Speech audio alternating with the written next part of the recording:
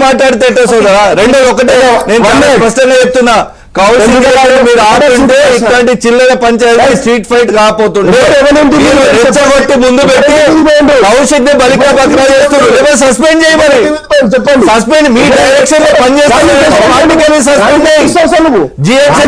కోటి మంది ప్రజానికాన్ని వాళ్ళ భావాల్ని రెచ్చగొట్టే ప్రయత్నం చేస్తున్నారు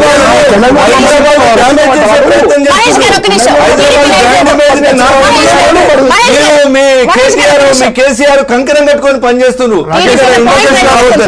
కౌశిక్ రెడ్డి గారు చేసిన వ్యాఖ్యలను ఉపసంహరించుకొని క్షమాపణ చెప్పకపోతే ఎలక్షన్స్ లో టీఆర్ఎస్ పుట్టగతులు ఉండవు. టీఆర్ఎస్ బీఆర్ఎస్ ఇంకో పేరు తెలంగాణ సమాజం జిహెచ్ఎంసీలో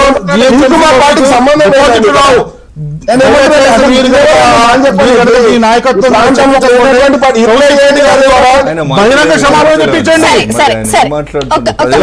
తీసుకుందాం బ్రేక్ తర్వాత రాకేష్ గారు